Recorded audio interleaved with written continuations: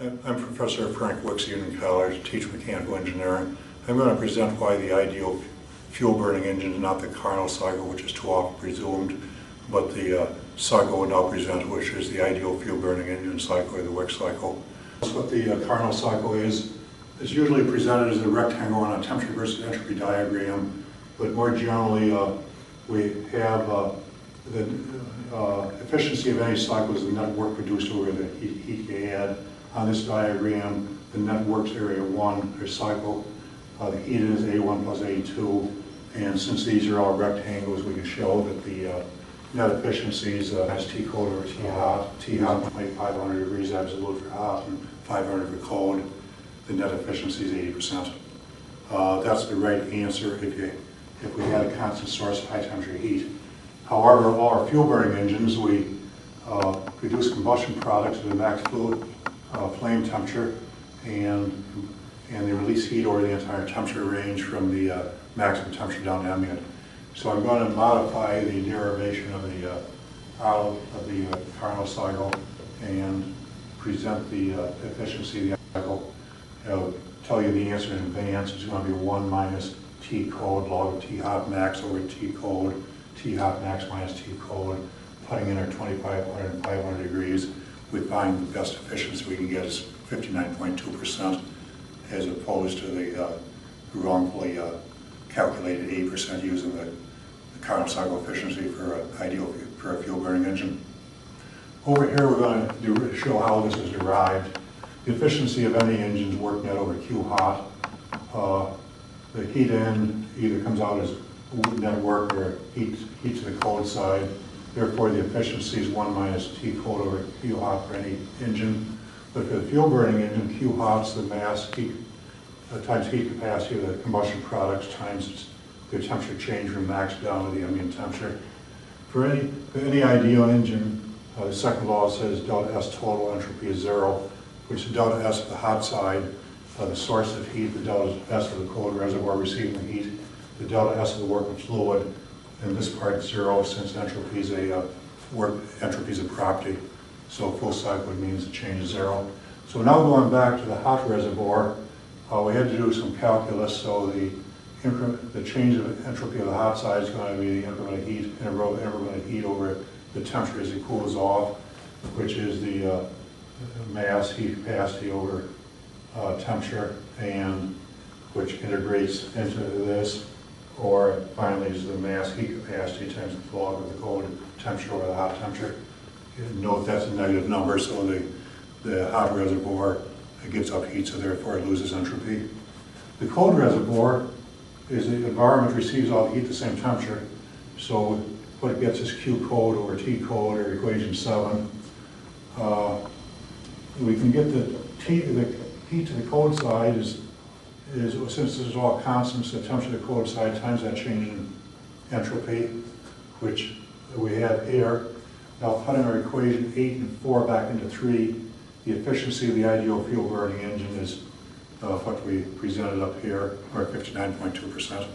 You get the source of heat, combustion products that cool from maximum temperature down to 500 with a certain mass and heat capacity, so assume there's 100 BTUs here.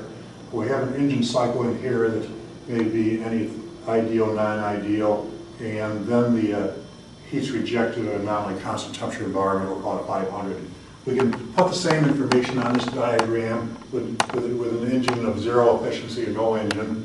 The heat that comes from the engine, or from the combustion products cooling off, is area 1 plus area 2. What goes to the environment is area 2 plus area 3. So each one is 100 BTU. When we go to the next step, what goes to the environment is the unavailability of 40.8 BTU, which is what we'd lose with the ideal engine according to Wicks. And the irreversibility is what we could have had but didn't get, is the 59.2%. Okay, supposing someone was to build a fuel burning Carnot cycle, which 100 years worth of thermodynamics is wrongfully suggested. What you'd have to do is first figure the best temperature, the high temperature side. You could use 2500 to get maximum efficiency but no heat into it. You could use 500 degrees for the hot side. You get all the heat into it but no efficiency. the best compromise is the geometric mean between the max fuel temperature and cold, which is 1118 in this case. The net efficiency is going to be the 69% of the heat you get into the cycle times the 55% efficiency of a Carnot cycle once you get it in, or 38 BTU. Going further, the total heat to the environment is going to be 62. The unavailability is still the 40.8. The irreversibility is going to be the 21.2 of this area over here, which was your availability minus the work they actually got, which again is the 21.2 BTU. Or the way we might implement it, what we want is a cycle that's a perfect fit for the availability. So we want something that goes from 1 to 2 to 3. The way to implement it would be with a compressor, but it has to be a isothermal compressor, so we simultaneously put the work in and keep it at the ambient temperature, so we go from 1 to 2. Then we add heat to go to the combustion chamber to go from 2 to 3. Then we go through an ideal turbine that gets us to 3 back to 1. And coming out of the turbine here, we're back to ambient, we're back to our starting pressure and temperature, so nothing's left over. So this point 1 is the same as that point 1.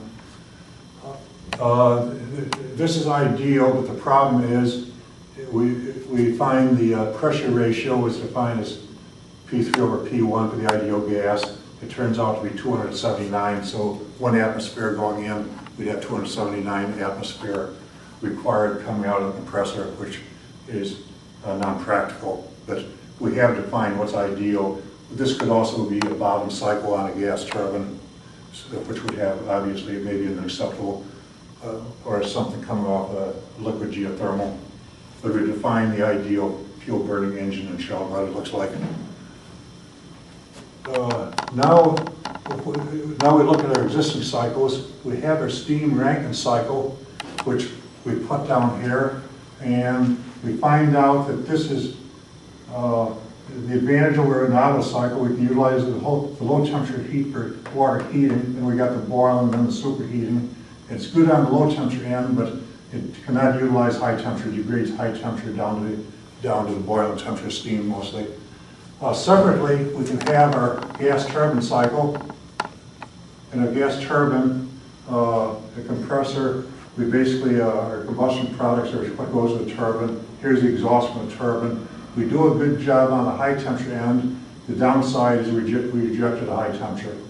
So either one of these separately can be 35 or 40% efficient, but a combined cycle, by putting the two together, we do a better job of getting cyclists to meet our availability or exergy, put the gas turbine on top, recover heat into the steam turbine cycle, and you can get from a 50 to 55% overall efficiency, which is called the first law of efficiency, our net work divided by the heat we put in. But the second law of efficiency is how well we did compared to the best we could do. And using these numbers, with the most advanced combined cycle, they claim about 55% overall efficiency. Ideally, we can only get about 59.2%. So you have a second law of efficiency of 93%, which is basically showing you're doing about as well as you possibly can ever do on a fuel burning engine with existing combined cycles. 1991 in an Intersite Energy Conversion Engineering Conference over in Boston, under the title of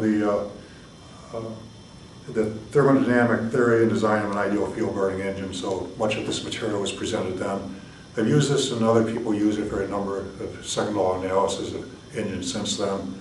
Here's a newly published thermodynamics book by Professor Shai Wu of the United States Naval Academy, Thermodynamics and Heat-Powered Cycles, and in here he has examples of the Wick cycle for the non-flow piston cylinder version and the flow version of the turbine compressor. And they would hope and expect that all viable thermodynamic books in the future, credible thermodynamic future, books in thermal in the future should define the the ideal fuel burning engine or the Wick cycle and give related examples like Professor Wu has done in this book.